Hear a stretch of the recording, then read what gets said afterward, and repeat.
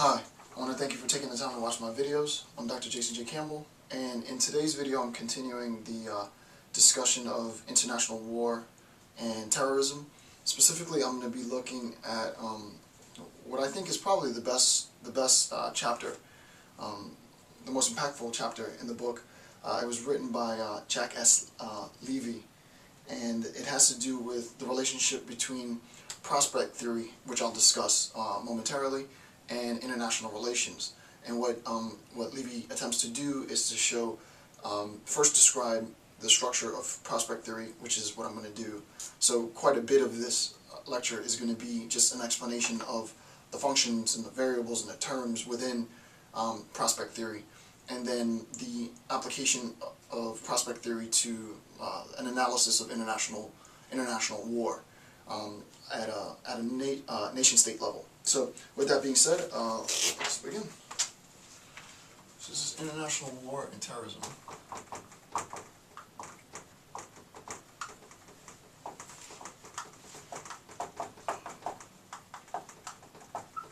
And this is section 1.3 in the analysis.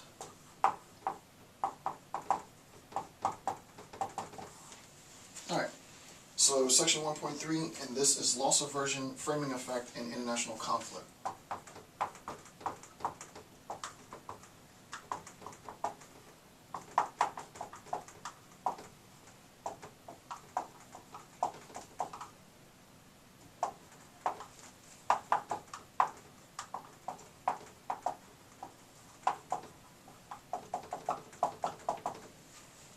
Okay, and this is in, again, Bydlarski's second edition of Handbook for War Studies 2, and it spans page 193 to 221.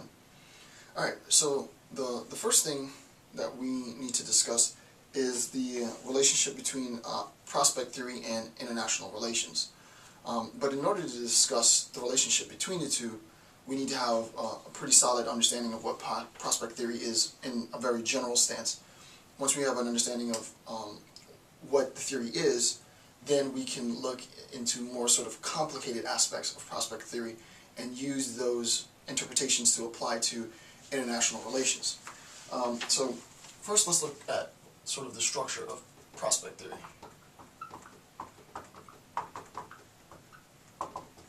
Alright, so the first thing to recognize, it was developed by Kinnaman and Tversky. Kinnaman, I think, ended up getting a Nobel Peace Prize for his contributions in the development of prospect theory. I could be mistaken, but I think I'm right. The paper specifically was a 1979 prospect publication entitled Prospect Theory and Analysis of Decision Under Risk. And that's exactly what's happening. What we're attempting to do is to look at a particular individual agent and assess the agent's behaviors with respect to risk, right? How much do I have to gain because of my decision? How much do I have to lose because of my decision? So sort of just visually, roughly speaking, what we're attempting to do is look at decision making, right?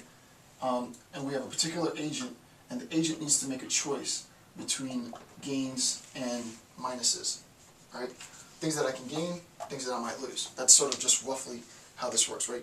So decision making with respect to risk.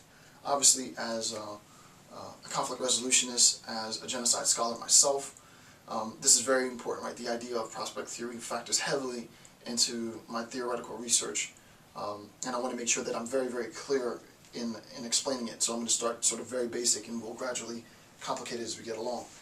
Second point is prospect theory is an inductive theoretical process, right?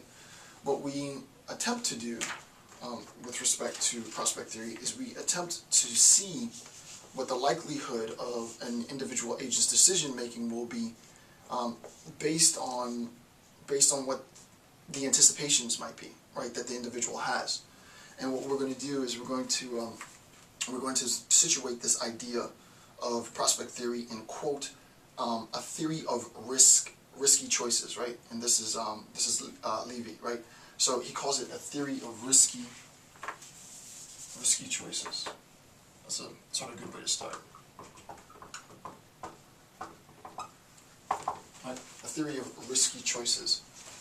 And the question pertains to those choices themselves, right? How do we make sense of, theoretically, conceptually, sense of individual agents' ability to make decisions which involve risk, right?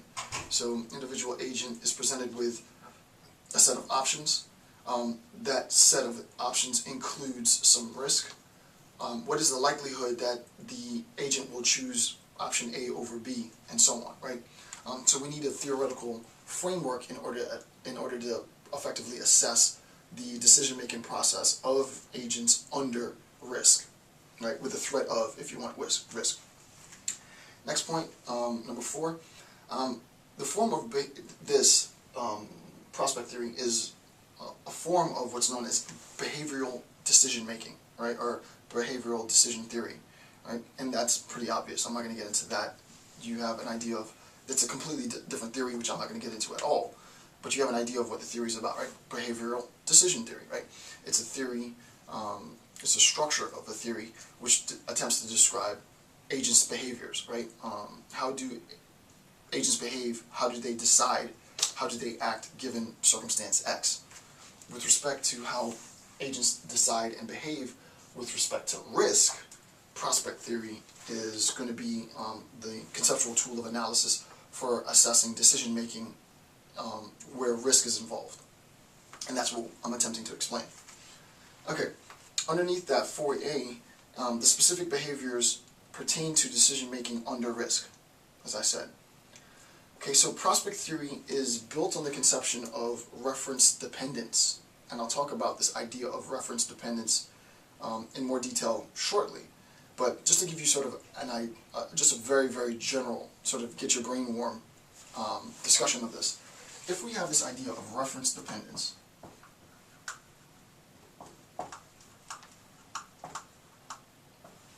what we're saying is my ability to make a decision,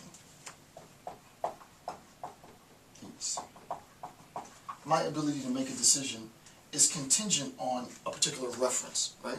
So I need to be able to sort of cognitively refer to some state of affairs, X, whatever that state of affairs might be, and then I base my decision based on some reference, right?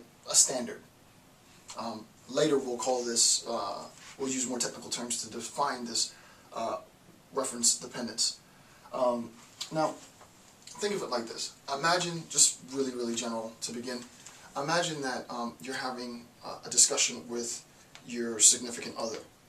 You, and I've done this in a logic video before, right? You, when given the opportunity, prefer to go out to the movies. Your significant other, when given the opportunity, prefers to go out to eat. Let's say the last 4 times that you went out to eat, because you know, for whatever reasons you succumbed or there was some type of agreement reached, the last 4 times that you went out to eat, you had a bad experience, right? The food was overpriced, the food was late, the service was bad, the waiter was rude, the food was cold, whatever. What you're going to do is you're going to, given a new state of affairs, right, you're going to refer back, right, to those previous encounters, experiences that you had, right? And you're going to infer that, hey, if we choose to go out, this is a very, very general example, right? But if we choose to go out tonight to eat, instead of going out to the movies, it's probably going to be the case that we're going to have, yet again, bad food, bad service, bad experience, and I'd prefer not to, right? This is sort of like Bartleby the Scrivener, right? This is his point, right? I'd rather not, right? I prefer not to. That has absolutely nothing to do with prospect theory, but it gives you a good idea of one of the constituent parts, very important part, reference dependence, right? In making a decision, I'm going to refer back to an experience or some standard or some hallmark and use that as a benchmark in my decision-making process, right?